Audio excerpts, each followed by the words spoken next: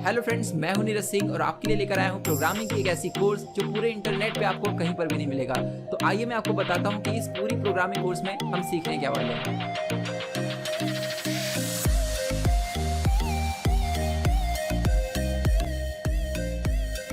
दोस्तों, अगर आपने प्रोग्रामिंग जस्ट स्टार्ट किया है तो आपके माइंड में क्वेश्चन जरूर होगा कि यार मुझे कौन सा प्रोग्रामिंग लैंग्वेज पहले सीखना चाहिए। पहले सीखूं कि जावा सीखूं कि पाइथन सीखूं। और एग्जैक्टली सेम क्वेश्चन मेरे माइंड में था जब मैंने प्रोग्रामिंग स्टार्ट किया था। ये क्वेश्चन हमारे माइंड में इसलिए आता है क्योंकि हम चीजों को जीरो लेवल से एनालाइज नहीं करते।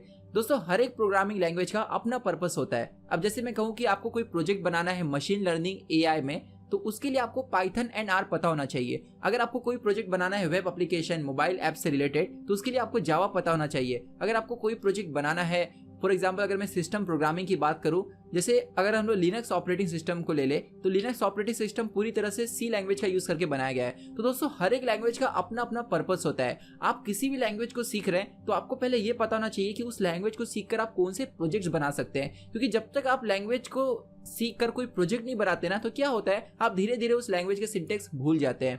तो एक लैंग्वेज को सीखने के बाद आपको ज्यादा से ज्यादा उसके ऊपर प्रोग्राम्स एंड प्रोजेक्ट्स इंप्लीमेंट करने चाहिए ताकि आपको उसके सारे सिंटेक्स याद हो जाए। तो दोस्तों, ये जो कोर्स मैं आपके लिए लेकर आ रहा हूं, इस कोर्स का मेन पर्पस यही होगा कि कैसे मैं आपके प्रॉब्लम सॉल्विंग स्किल्स को इंप्रूव कर सकूं। और बहुत सारे रियल लाइफ प्रोजेक्ट्स हम इस पूरे कोर्स में इंप्लीमेंट करने वाले हैं। और इस पूरे के पूरे कोर्स में जो लैंग्वेज हम यूज करेंगे वो होगा सी लैंग्वेज। आप बोलेंगे सर सी की यूज करें तो बहुत पुराना लैंग्वेज है।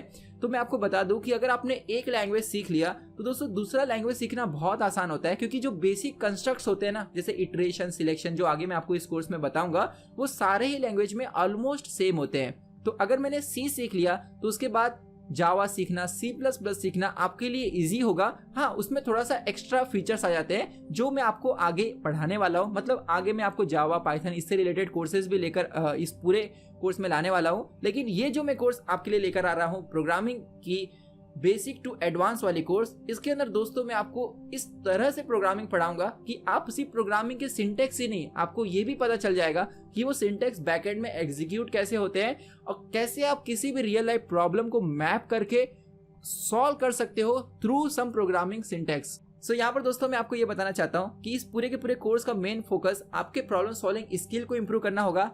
कैसे किसी प्रॉब्लम को सॉल्व किया जाता है, और एक बार आपने किसी प्रॉब्लम को सॉल्व करना सीख लिया, फिर कैसे उसके सॉल्यूशन को किसी प्रोग्रामिंग लैंग्वेज के सिंटेक्स का यूज करके प्रोग्राम में कन्वर्ट किया जाता है। तो बिगिनर लेवल पे यहाँ पर मैं इन चीजों को सी लैंग्वेज का यूज करके सिखाऊंगा। फिर धीरे धीरे हम आगे पाइथन, जावा इन चीजों को भी सीखेंगे। सो दोस्तों, यहाँ पर मैं आपको ये बताना चाहूंगा कि जब भी आप कोई प्रोग्रामिंग लैंग्वेज सीख रहे हैं उसके पहले कुछ आप computer system and program execution के बेसिक्स को जान लीजिए।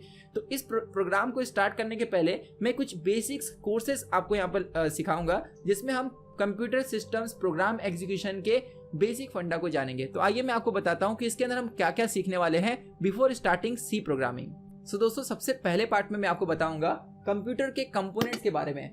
अब ये इसलिए मैं आपको बताना चाहता हूं कि एक बार आपने ये समझ लिया कि किसी भी कंप्यूटर के बेसिक कंपोनेंट्स क्या होते हैं, तो जब आप प्रोग्राम को एग्जीक्यूट करते हैं तो ये सारे कंपोनेंट्स कैसे आपस में कम्युनिकेट करते हैं ये आपको मालूम होना चाहिए। तभी आप दोस्तों प्रोग्राम के सिंटेक्स के साथ साथ प्रोग्राम के एग्जीक्यूशन को फील कर पाएंगे। इसके बाद मैं आपको बताऊंगा कि अगर हर एक कंप्यूटर सिर्फ बाइनरी लैंग्वेज समझता है, यानी 1 and 0, तो हमारा जो प्रोग्राम इंग्लिश में लिखा गया होता है उसे बाइनरी में कन्वर्ट करता है। दोस्तों, उसका नाम होता है कंपाइलर। तो हम कंपाइलर को डिटेल में देखने वाले हैं कि कैसे कंपाइलर इस चीजों को करता है।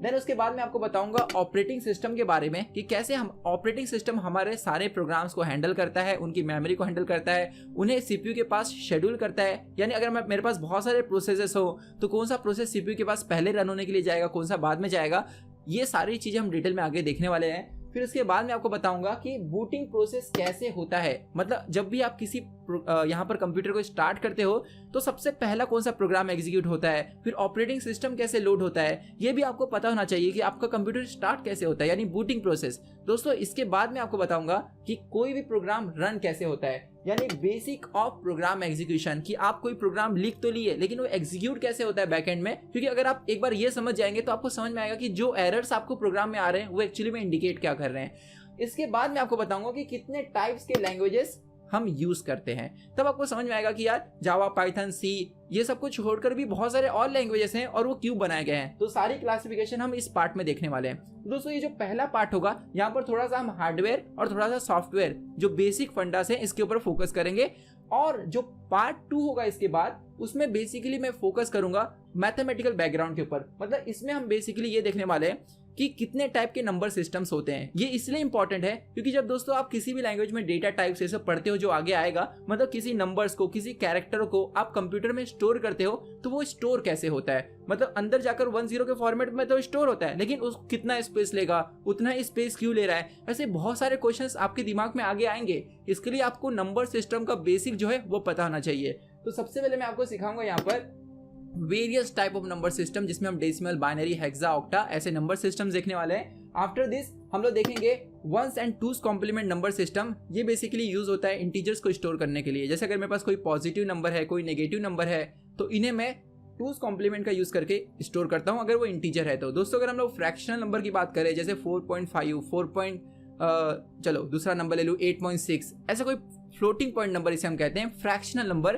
तो इसे स्टोर करने के लिए हम एक टेक्निक का यूज करते हैं जिसका नाम है IEEE 754। इस रिप्रेजेंटेशन को भी हम देखने वाले हैं। एक बार दोस्तों आप इसे समझ जाएंगे ना, तो आपको समझ में आएगा एक्चुअली में जब आप कोई प्रोग्राम लिखते हो, कोई डेटा स्टोर करते हो, तो एक्चुअली में बैकएंड में जाके वो स्टोर किस फॉर्मेट में होता है। क्योंकि जब तक आप उन चीजों को नहीं समझोगे ना, तब तक शायद आप अच्छे कोडर नहीं बन सकते, क्योंकि आपको ये पता ही नहीं होगा ना कि आप जो नंबर स्टोर कर रहे हो वो सही में स्टोर हो सकता है कि नहीं, क्या वो स्टोरेज कैपेसिटी से बड़ा नंबर तो नहीं है। ऐसी बहुत सारी चीजें हम आगे बताने वाला हूं मैं आपको, और आप देखेंगे ऐसी चीजें नेट पे कहीं पर भी आपको नहीं मिलेगी एक साथ, ठीक है। तो ये पूरा का पूरा जो बेसिक टू एडवांस कोर्स होने वाला है ना, एक बार आपने ये कवर कर लिया तो आप ऐसा फील करेंगे कि यार हाँ, अभी मुझे प्रोग्रामिंग बहुत ही अच्छी आती है। और सबसे मेन पॉइंट ये होगा कि आप इस सी लैंग्वेज को सीखने के बाद, जो इस पूरे कोर्स में मैं आपको सिखाने वाला हूँ, जो आपका अप्रोच बनेगा ना कि किसी भी लैंग्वेज को सीखने का, कैसे किसी लैंग्वेज को सीखना चाहिए। बाकी आप यूट्यूब चैनल पे देखोगे लोगों ने सिंटेक्स सिखा दी है, अपने नोट से पढ़ा भी दिया है, लेकिन दोस्तों ये नहीं होता है। मतलब आपको मैं अगर सही में बताऊं कि एक इंजीनियर किसे कहते हैं एक्चुअली में, अगर आप इंजीनियरिंग कर रहे हो, लैंग्वेज सीख रहे हो, तो दोस्तों आप सिंटेक्स सीख रहे हो, तो ये कोई इंजीनियरिंग नहीं होती है, समझ रहे हो। आप रियल लाइफ प्रॉब्लम को सॉल्व करके उसे प्रोग्राम में कन्वर्ट कर पा रहे हो, ये एक्चुअली में इंजीनियरिंग कहलाएगी ना। तो ये इंपॉर्टेंट होता है मेन। दोस्तों मिलते हैं हम अगले वीडियो में, जिसमें मैं आपको बताऊंगा किसी भी कंप्यूटर का बेसिक आर्किटेक्चर क्या होता है, किसी भी कंप्यूटर में बेसिक कंपोनेंट्स क्या होते हैं, और कैसे वो सारे कंपोनेंट्स आपस में कम्युनिकेट करते हैं। सो मिलते हैं नेक्स्ट वीडियो में। बहुत बहुत धन्यवाद।